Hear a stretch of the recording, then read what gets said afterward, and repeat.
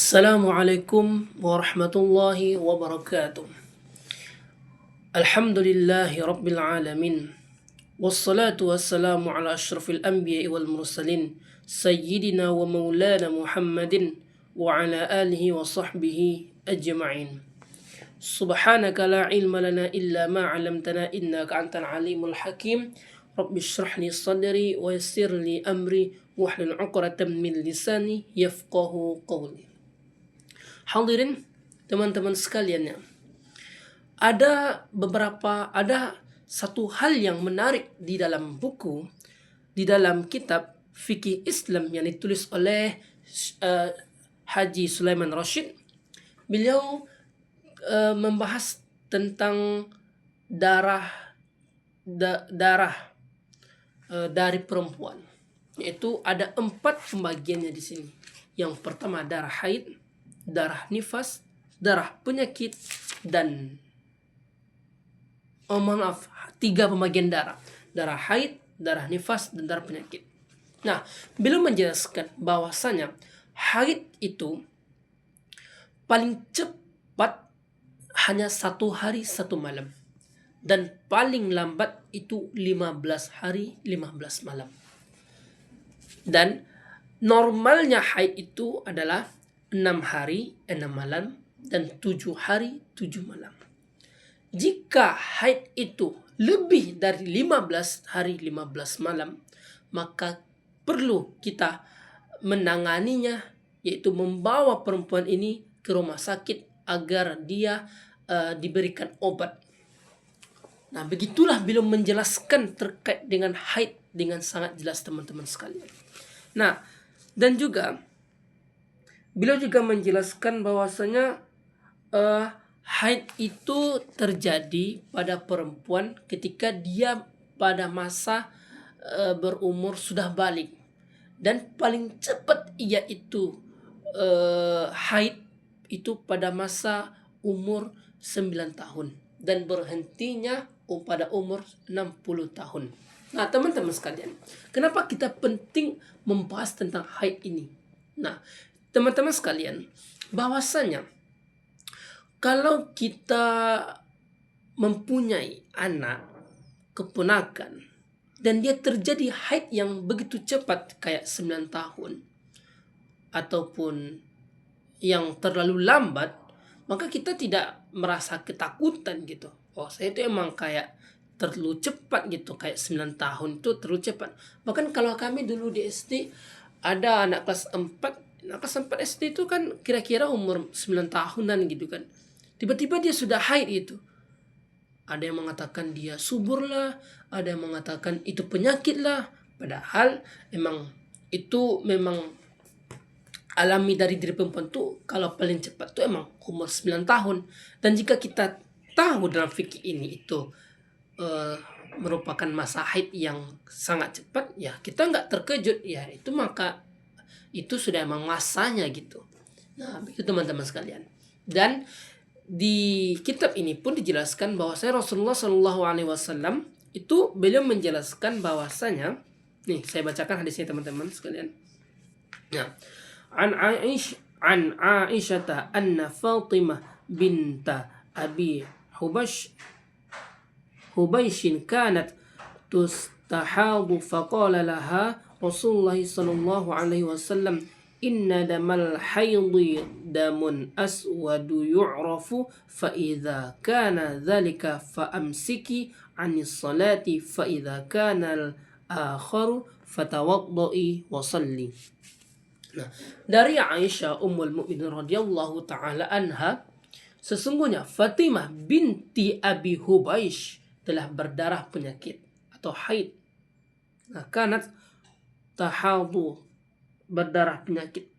Nah, faqala laha, maka Rasulullah berkata kepadanya, Rasulullah sallallahu alaihi wasallam, inna damal haidhi damun aswadu yu'rafu, sesungguhnya darah haid itu berwarna hitam.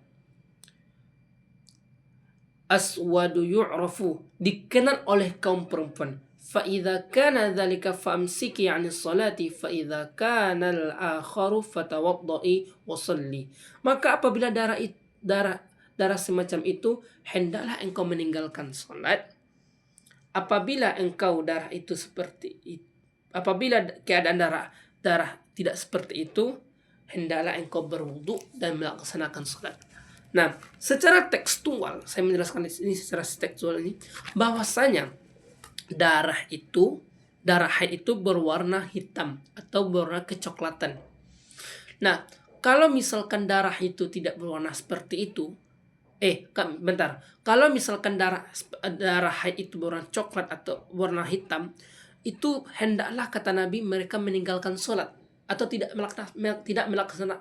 melaksanakan sholat. Namun jika mereka tidak menemui tanda-tanda seperti itu, hendaklah mereka sholat. Artinya apa? Jika darahnya itu tidak berwarna seperti itu, maka hendaklah dia melaksanakan sholat. Nah, tapi teman-teman sekalian, hitungan haid itu tentu adalah 6, 7, atau sehari semalam, atau 6, 7, ataupun 15 hari. Begitu teman-teman sekalian untuk menghitung haid itu. Nah, jika lebih dari 15 hari, maka itu tidak bisa dikatakan haid lagi. Maka hendaklah mereka melaksanakan sholat. Lalu kita bahas terkait dengan darah nifas. Nah, darah nifas itu darah yang keluar ketika seorang perempuan telah melahirkan. Nah, kapan jangka waktunya berapa? Selama 40 hari sampai 60 hari. Nah, di dalam masa ini seorang laki-laki wajib menahan dirinya dari syahwat kepada istrinya sendiri. Karena kalau dipaksa untuk berhubungan, nanti mengalami penyakit ataupun gangguan yang lain gitu teman-teman sekalian. Lalu yang ketiga, darah penyakit. Yang seperti saya jelaskan yang tadi itu, bahwasanya darah penyakit itu adalah darah yang bukan haid, bukan juga nifas, di mana darah itu keluar yang dimana darah itu tidak berwarna coklat atau berwarna hitam seperti yang dijelaskan oleh Nabi SAW. Dan jika haidnya itu lebih dari 15 hari 15 malam, maka itu sudah terhitung darah penyakit. Dan bagaimana dia melaksanakan sholat, yaitu ketika dan hendaklah dia melaksanakan sholat. Nah, ulama menjelaskan bahwasanya bagaimana cara perempuan itu sholat di waktu mereka dalam keadaan darah penyakit. Yang pertama, mereka harus melakukan pengobatan, cek ke dokter. Lalu setelah itu ketika masuk waktu sholat, lalu azan, dia bersihkan pakai pembalutnya, lalu dia melaksanakan sholat. Dan jika menetes, dikatakan oleh para ulama ma'fu anhu, itu dimaafkan. Nah, begitu. Dan juga begitu pun terjadi bagi mereka yang mengalami penyakit seperti kencing menetes. Nah, caranya gimana? Setelah azan terus bersih-bersih, lalu pakai celana dalamnya dan dialas dengan tisu. Nah, kenapa tisu teman-teman? Kalau kita pakai Pampers itu harganya mahal. Nah, lebih baik kita pakai tisu. Nanti setelah kita ambil wudhu, lalu ketika kita sholat, itu pun menetes, ma'fu anhu, itu akan dimaafkan.